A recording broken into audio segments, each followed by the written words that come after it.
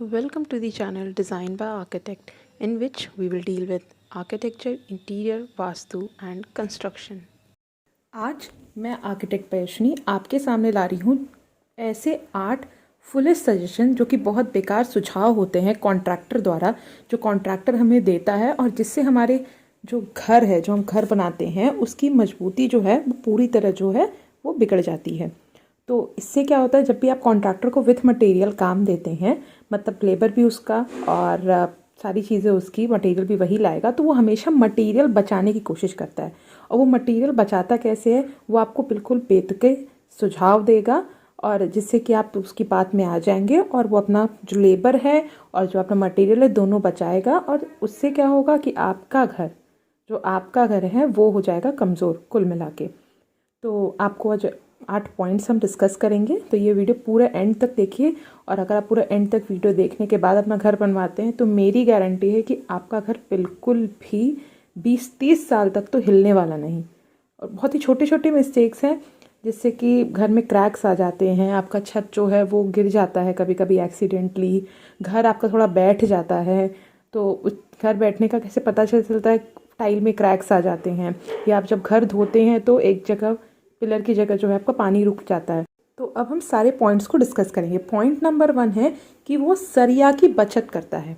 तो वो कहता क्या है कि आपका जो आर्किटेक्ट है, जो डिज़ाइन बना के दिया है, उसने बहुत ज़्यादा सरिया लगा दिया है, या फिर जो डाया है वो बहुत ज़्यादा, मतलब अगर आर्किटेक्ट ने 16 mm का सरिया दिया है तो वो कहेगा कि अरे आप 12 mm का सरिया लगाइए, हम तो तमाम घर बना रहे हैं और कुछ नहीं हुआ।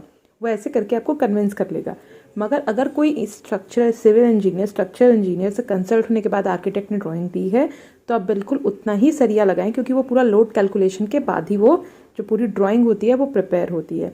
फ्यूचर एक्सटेंशन देखते हुए कि अगर आप फ्यूचर में 2 मंजिल बनाते हैं तो भी आपके घर को कोई इफेक्ट नहीं होना चाहिए, तब भी आपका घर मजबूती से खड़ा हो जाए और उसका जो लाइफ है वो 50 साल तक, 50 से 80 साल तक रहे। 20-30 साल तक तो इसमें क्रैक्स भी डेवलप नहीं होने चाहिए। नेक्स्ट हमारा है पॉइंट नंबर 2 कि वो जो छत होती है, स्लैब जो होता है, वो उसे कहेगा कि आप 4 इंच का कास्ट कर दीजिए, जो कि बिल्कुल गलत है। घर की जो छत होती है वो 5 इंच होनी चाहिए और जो कमर्शियल होता है वो 6 इंच होना चाहिए, एक जो स्टैंडर्ड है। तो आप ये देख रहे होंगे कि स्टैंडर्ड के हिसाब से घर की छत को हमेशा 5 इंच ही रखना चाहिए। और अगर आपको कोई भी ठेकेदार है, आपका कॉन्ट्रैक्टर कहता है 4 इंच के लिए, तो आप बिल्कुल भी उसे मना करते हैं। नेक्स्ट आता है हमारा पॉइंट जो कि सीढ़ी से रिलेटेड पॉइंट है। तो अब जो सीढ़ी ढालता है तो वो ढालता कैसे है, वो क्या करता है आपका कि एक जाली बिछा देता है सरिया का और उसी के ऊपर सीढ़ी जो है वो बनाना शुरू कर देता है। जो हमको नीचे सीढ़ी का जो स्लैब बनाते हैं उसे वेस्ट स्लैब कहते हैं, तो उस वेस्ट स्लैब को बनाना वो शुरू कर देता है, जो कि बिल्कुल गलत है। सीढ़ी पे आपका जो है कि वो स्लाइट होता है, मतलब उसके नीचे कोई सपोर्ट नहीं होता, वो टेढ़ा होता है, उस पर बहुत ज़्यादा उतरने चलने से लोड होता है, वाइब्रेशंस आती हैं। तो इस वजह से जो सीढ़ी का लेंथ है उसमें L/4 तक डबल सरिया होना चाहिए, मतलब उसका जो है लेंथ है आपका वेस्ट स्लैब का, उसके दोनों तरफ उत्तर जो आपका दोनों साइड आप फोटो में देख रहे होंगे कि L/4 का डबल सरिया होना चाहिए। तो अब हमने नेक्स्ट पॉइंट पे आते हैं। नेक्स्ट पॉइंट हमारे ये है 4th पॉइंट कि जो एक्सटर्नल वॉल्स बनाते हैं हम लोग, बाहर की जो वॉल्स होती है वो हमेशा 9 इंच का रखना चाहिए। मगर आपका ठेकेदार कहेगा कि आप इसे 9 इंच नहीं, आप इसे 4.5 इंच बना लीजिए, जिससे कि उसकी ईंट और उसका लेबर दोनों ही बचेगा। अब ये जो नेक्स्ट पॉइंट है वो बहुत ही इंपॉर्टेंट पॉइंट है, जो कि आप हमेशा देखेंगे, जिससे आपका सिर्फ घर कमज़ोर नहीं होगा, ये एस्थेटिकली भी बिगड़ेगा।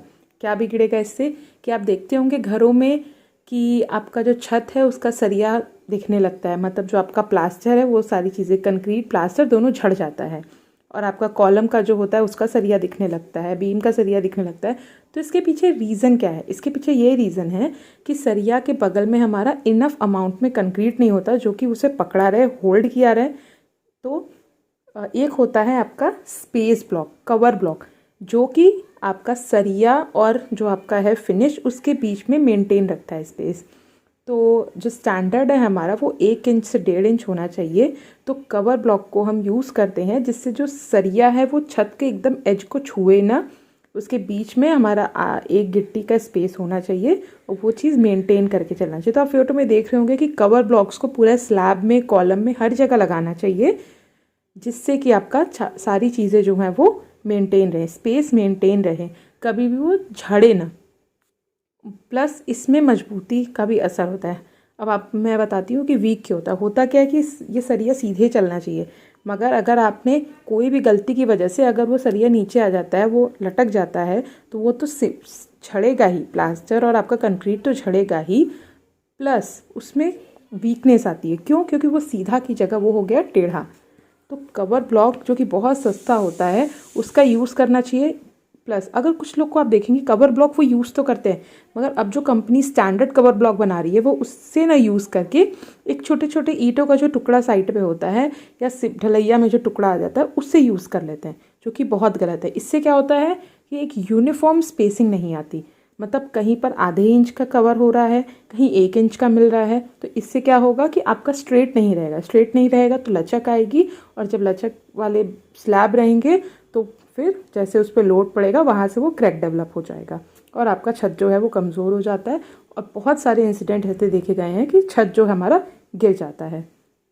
अब हम नेक्स्ट बात करते हैं जो कि बहुत कॉमन है आपके इंडिया में, ये है क्या?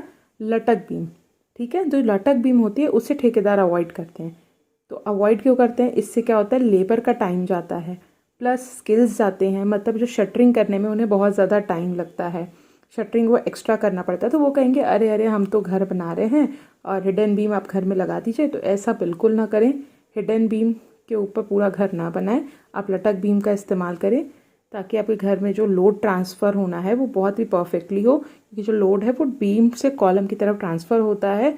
तो बहुत ज़्यादा जो स्पैन होता है, कॉलम के बीच की जो दूरी होती है, कॉलम के अगर दोनों बीच में कोई लोड है तो वो बीम से ही ट्रांसफ़र होके कॉलम में जाता है, तो उससे बिल्कुल अवॉइड नहीं करना है। हमारा 7th पॉइंट आता है कॉलम की लैपिंग, जिससे कि आप बहुत बार ये देख रहे होंगे, आप मैं फ़ोटो में दिखा रही हूँ कि घर बनने से पहले ही ये देखिए जो कॉलम है वो गिर रहा है, वो लटक गया, वो टूट गया। गलती क्या हुई इसमें कि इसमें लैपिंग नहीं ठीक से हुई, मतलब जब कॉलम को एक्सटेंड किया गया तो उसका सरिया ठीक से बांधा नहीं गया। अब मैं इसमें डिटेल में डिस्कस करती हूँ, डिटेल में ये डिस्कशन है। प्लस कॉलम की लैपिंग कहाँ करनी चाहिए? कॉलम की लैपिंग कभी भी स्लैब पर नहीं होनी चाहिए, मतलब जहाँ छत है वहाँ पर कभी भी कॉलम का लैपिंग नहीं होना चाहिए। ये नहीं कि वहाँ बीम का सरिया आ रहा है, स्लैब का सरिया आ रहा है और हम एक्स्ट्रा जो कॉलम एक्सटेंड कर रहे हैं उसका सरिया भी वहीं है, तो वो कभी नहीं होना चाहिए।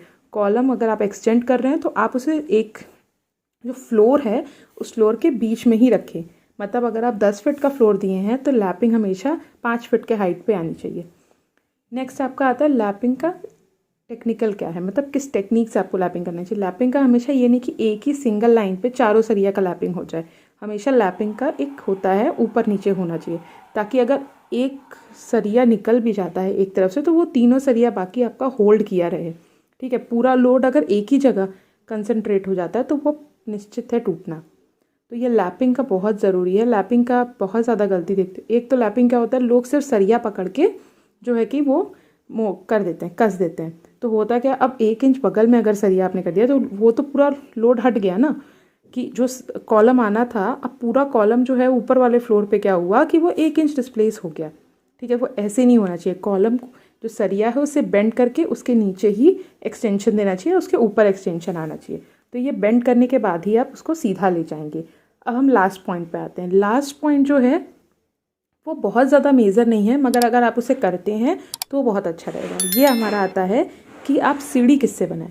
तो सीढ़ी वो क्या कहता है, ठेकेदार कहता है कि हम स्लैब जो है वो कंक्रीट का ढाल के ईंटे से सीढ़ी बना देंगे, ब्रिक से सीढ़ी बना देंगे, और 9-9 इंच का आपका एक एक ईंटे का वो आ जाएगा ट्रेड राइजर, वो मेंटेन हो जाएगा, जो कि ये भी गलत है। ये क्यों गलत है आपका?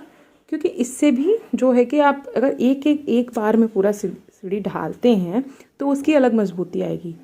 ठीक है, ये जो रेनफोर्समेंट आएगा पूरा, क्योंकि जो सरिया आपको जो मजबूती देगा वो कभी भी एक ईंट नहीं दे सकता। जब आपका रेनफोर्समेंट कंक्रीट, जब आपका स्टील और मसाला मिलके जो मजबूती देगा वो ईंटा कभी भी नहीं दे सकता है। तो इस वजह से हमें जो स्टेयरकेस है वो पूरा कंक्रीट से बनाएं तो बेस्ट रहेगा।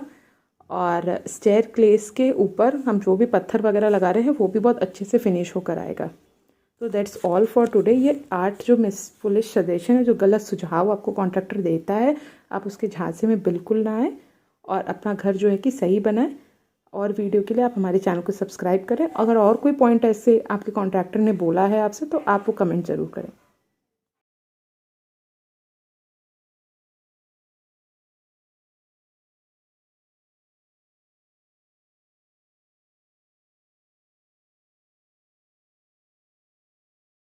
Thank you for watching the video by Design by Architect.